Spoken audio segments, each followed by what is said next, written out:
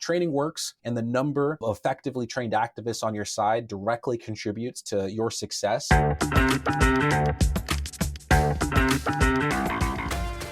I'm Eric Wilson, managing partner of Startup Caucus, an investment fund and incubator for Republican campaign technology. Welcome to the Business of Politics show. On this podcast, we bring you into conversation with the entrepreneurs who build best-in-class political businesses, funders who provide the capital, and the operatives who put it all together to win campaigns.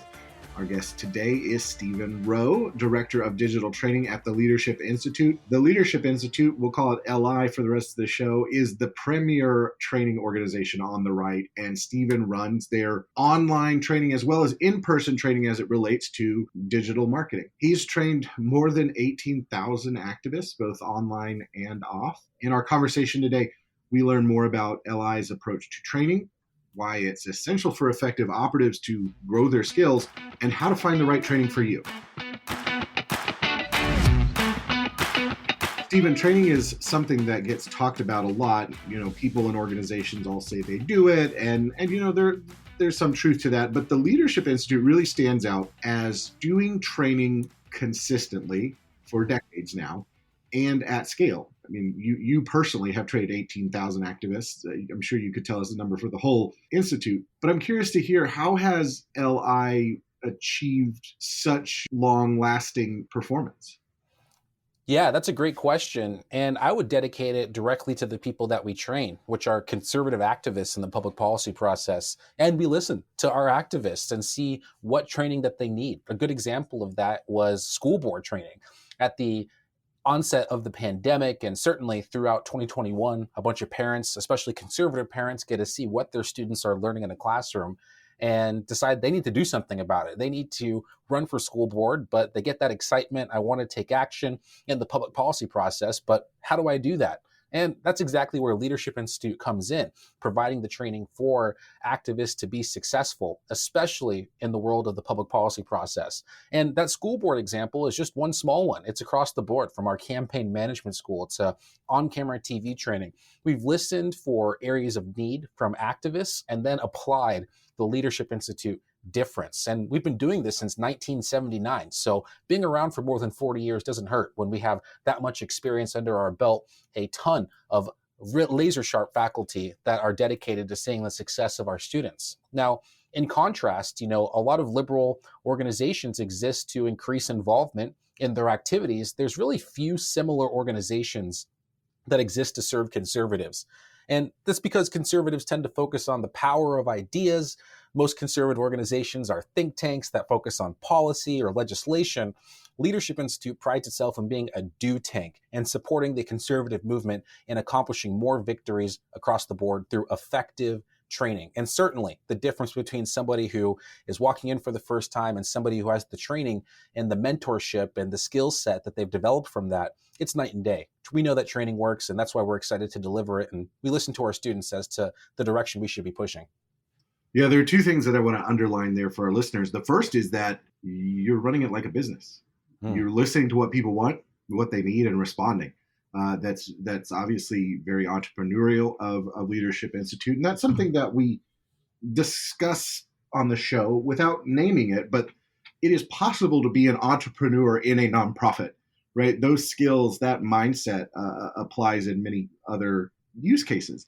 The other thing that's really important here is that Republicans seem to over-index for, you know, I know that I'm right. I have reasoned that this is the correct policy for me. And so other people, if they are also smart, will agree with me. And therefore, if they don't agree with me, they're not smart, right? There's some sort of logic like that going around in a lot of activists' minds. But what you're saying is, no, you know, you have the right idea, but you also need to know how to run the right campaign, share the right message, reach the right voters. Yeah, even more importantly, too, we say that you owe it to your philosophy to study how to win. And if you have the right ideas, then truly it's your obligation to get the skills necessary to ensure your ideas are importantly impacting the public policy process. So yeah, that's a really big part of us.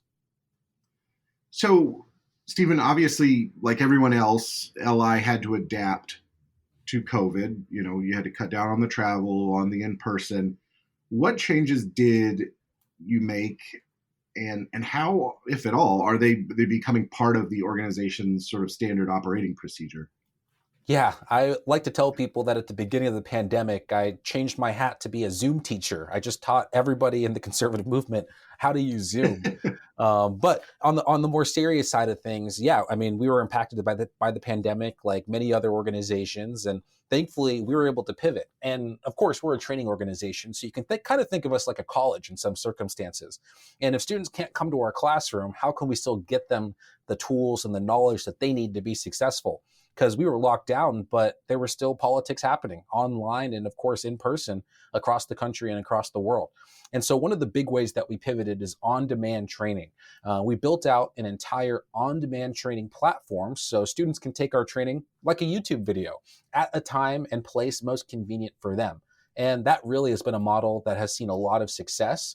And while we do enjoy hosting live and in-person training, there's a lot of activists, parents, and people out there that simply can't make it to an in-person training based on the location or some other obligation. This on-demand training format has been a real savior on our end, being able to provide valuable training for people when they need it most. And what we found is that it works a lot like an online repository, an online library. So students can kind of pick and choose the videos that make the most sense towards what they're trying to accomplish and kind of take that a la carte style of training from us that has been tremendously successful. That's one of the biggest ways that we've pivoted.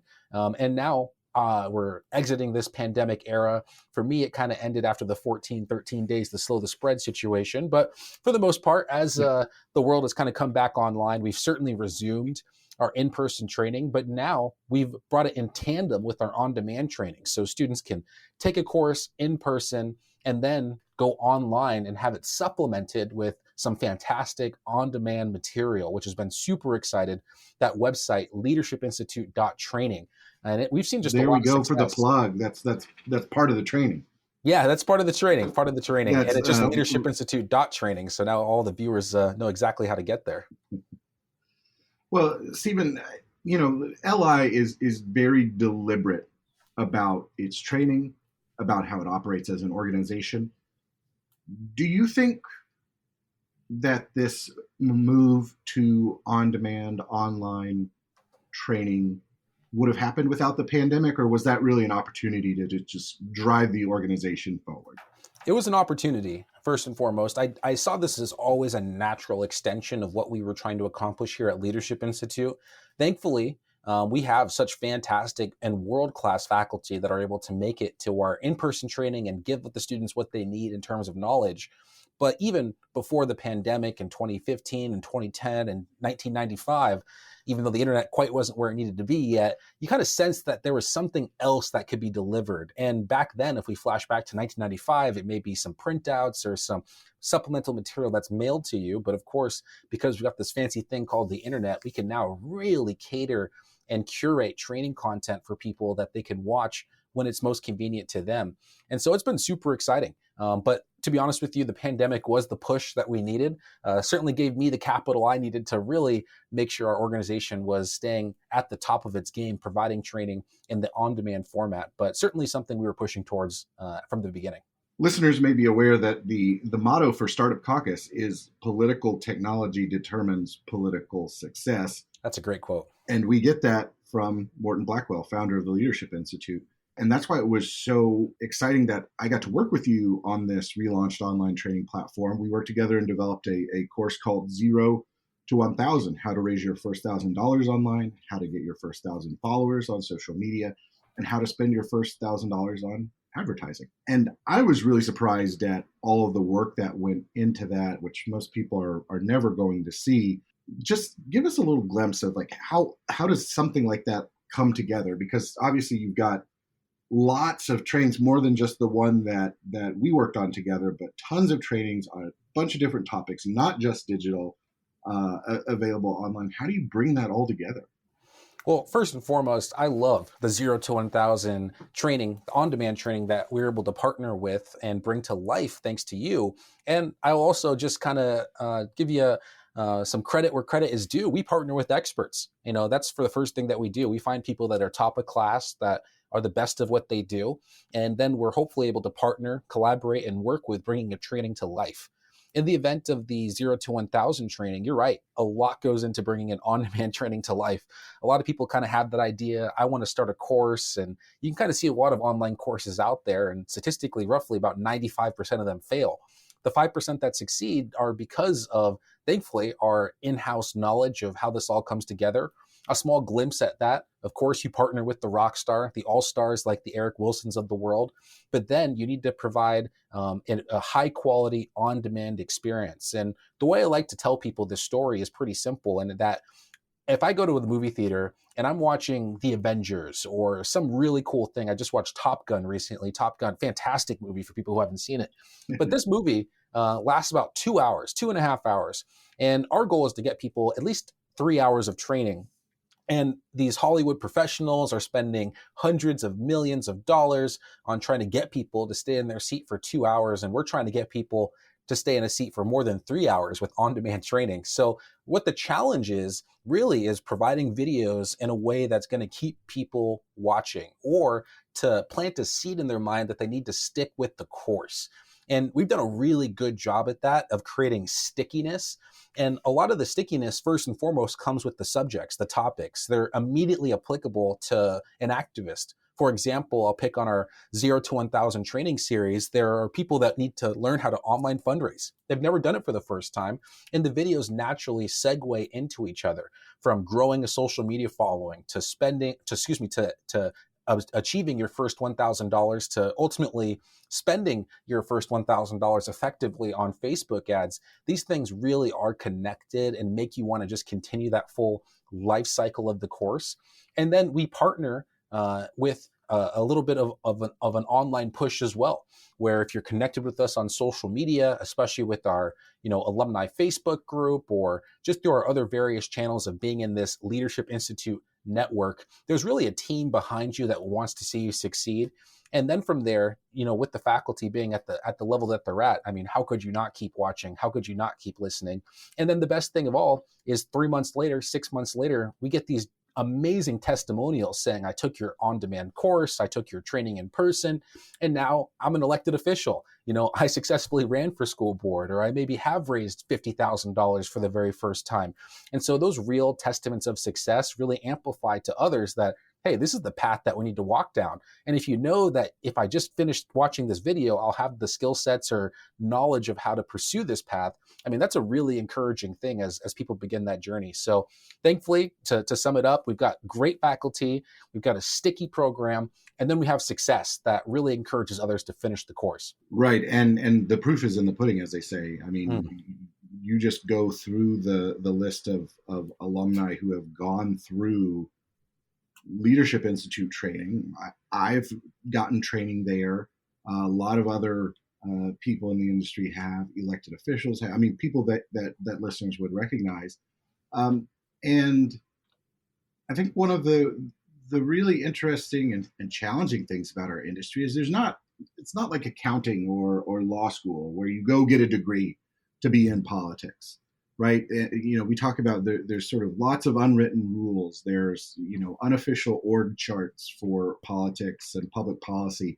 Why is training so essential to this? I guess, like, why is there kind of like a missing map? Yeah, that's a good question. And training for me is, I like to give it an analogy of, if you think of the military, the United States military for a second, someone who's just entering for the very first time, they're a bright-eyed and bushy-tailed recruit. It's a very different person from a trained Navy SEAL or a trained Army Ranger. And the people who have that training, that real expertise, can just simply accomplish more. One of my favorite quotes comes from a book from Scott Adams, which is How to Fail at Almost Everything and Still Win Big. There's a good quote, but it says something to the effect, when it comes to skills, the more you have, the more valuable you are. And that's so true, and that applies for politics. So, of course, at Leadership Institute, we believe that the winner of a political contest over time is generally determined by the number of effective activists on their respective side. And so what we're trying to do is find the activists on our team and turn them into super soldiers, so to speak. And to take another popular analogy from pop culture, I always think of the 300 Spartans. Everyone's seen that movie 300, where 300 Spartans from King Leonidas were able to, for the most part, hold off that Persian army for a successful amount of time. Thankfully, we're going to win, and we're going to win totally and completely. But you saw the impactfulness of well-trained people versus others that may not have that wherewithal or knowledge or skill set. And so training works, and the number of effectively trained activists on your side directly contributes to your success. And our mission has always been to provide those super soldiers for politics, so to speak. And so it's such an important aspect because ultimately it determines more wins. A person's able to fundraise more money, knock more doors, or get a message across in a way that's going to link with apathetic voters. Those are all the things that we teach here, the nuts and bolts of how to succeed in that public policy process. And when you know that, you're going to beat the person who doesn't know that 9 times out of 10. Yeah, and I think it's precisely because there are no barriers to entry to politics anymore that training becomes so important, because anyone can do it. Mm-hmm. You get signatures on the ballot, you set up a Facebook, but to know how to be effective is where this training comes in. You're listening to the Business of Politics show. I'm speaking with Stephen Rowe from the Leadership Institute about training. Stephen, there are a lot of options for training out there. Leadership Institute certainly has lots of options, but what should someone look for when they decide whether or not a training is right for them or a good use of their time? Yeah, the number one thing that a person can do is identify what they want to accomplish. And if the answer is, I don't know, that's still a perfectly good answer. But a lot of people do know. You say that I want to be a school board member. I want to make an impact there. Maybe I want to run for Congress. Maybe I want to run for state legislator or even your local dog catcher, whatever it may be. But if you can identify how you want to impact the public policy process, then we can definitely pair you with the right training. And we focus on every aspect of it, from that campaign world of soup to nuts, how you can run a campaign and be successful. But we also work for people that want to enter the next presidential administration and need to learn what it's like to be a public servant and to kind of go through our civil service opportunity school or our foreign service opportunity school if you want to enter the State Department. And so it starts first and foremost by looking at you, your objectives, and your goals. We all have different skills and different talents that contribute to our success. And thankfully, we have more than 50 unique types of training to accomplish all of that. And really, the best thing that we have going for us is the amount of time that we've had to develop our curriculum and develop our courses. We were founded in 1979 by Morton Blackwell, and he left the Reagan administration to do it and felt that calling that this was what was necessary for the movement to be successful in the long term. And so that helps just a ton. And now for the person that says, I don't know what I want to do, where do I start? I think the best place to start is a quote that I'm reminded of. The best time to plant a tree was 20 years ago, but the next best time is now. And we always have training every single week. And if you peek your head into one of these things, I think you're going to start to like what you're hearing, especially if the topic interests you. And there's a lot of free and amazing training that we offer. But even more than that, if you're listening to this podcast right now, you're even remotely interested in politics, you feel the energy of this talk and you're like, I want to take action. I want to do something. This is one of the best things you can do to take that action, is just sign up for a training and see what's possible. And when your eyes are opened up, you see what's possible. You're going to be excited to kind of go down that rabbit hole and learn a lot more. So most people know what they're going to do, but even if you don't, really encourage you to try training. And I promise you, you're going to like the results. It's definitely something I recommend entrepreneurs check out if they want to build in this space, because you've got to get to know your customers and understand their challenges, and no better way to do that than through this training, which is either free or very, very affordable, thanks to Leadership Institute's donors.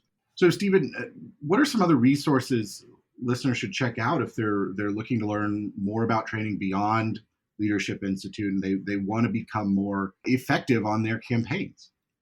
Yeah, absolutely. And one of the things that we love to say at Leadership Institute is we aim to build a movement, not an empire. And we've got a lot of fantastic partners out there that help us accomplish what we need to get done. And there's a lot of people. One that sticks out for me is Americans for Prosperity. They're a great partner with their Grassroots Leadership Academy, really walking through how policy can be introduced and accomplished through state legislators. Really fantastic training. We also love working with our partners like Moms for Liberty. Just had a big conference in Tampa, Florida, really encouraging a bunch of mothers and parents and grandparents to take action in the public policy process. We also work with a bunch of partners at the more college age level, with big organizations like Turning Point USA or Young Americans for Liberty. Typically what you'll find is no matter where you go in this conservative movement, you'll probably find Leadership Institute training or us working with the best in class at these partner organizations to provide that training. But then also, just as a small tidbit, I love looking online. And so really push people to email lists and to learn about events that are coming up, everything from Campaign and Elections, which is a top tier organization. Best Practice Digital is a newsletter I listen to every Friday. And Politico's Playbook is also fantastic. And it really gets you a beat and on the pulse of what's going on in the conservative movement. But for the most part, I think Leadership Institute will connect you based on your interests, or will have the training for you. I think that's one of the most important things for someone to understand when they go into training is that it's not just, you don't go into a class and you're done.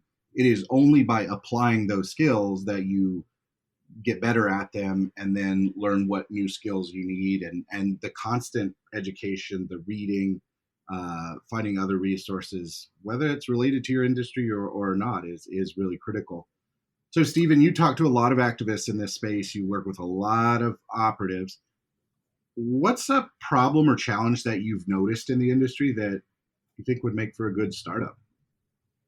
Yeah, I've got one that I think is just baffling to me, to be honest with you. It's a real problem, and it's a problem for people under the age of 50. For some reason, that's the cutoff line. I can't explain it. But for some reason, people under the age of 50 are afraid to pick up the phone and call somebody, whether you want them to vote, donate, volunteer, subscribe, or whatever you may have you. People these days are really hesitant to really just make phone calls with individuals. And I think that has removed a lot of the humanness of external contact and outreach.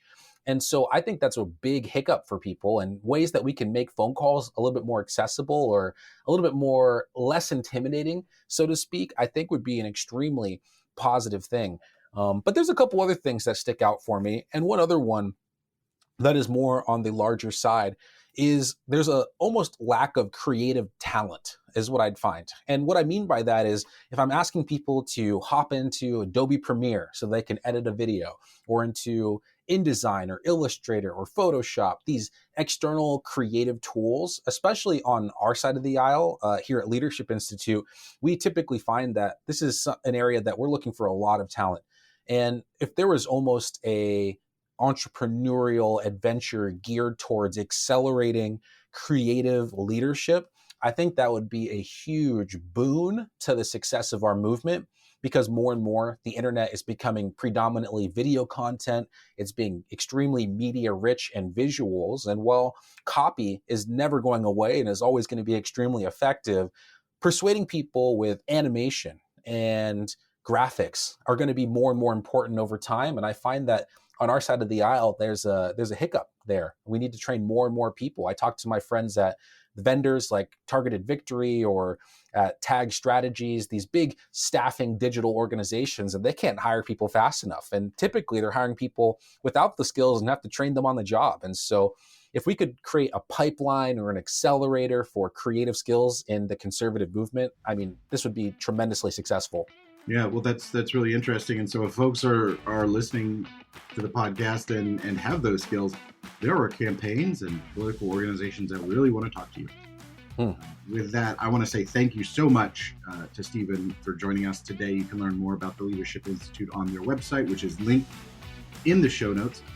Do go check out that 0 to 1,000 training that I mentioned. It's still free for a limited time, thanks to some generous donors at LI. If you would like to get in touch with Stephen, I'll include his details below. Always looking for new partners to help with training at LI.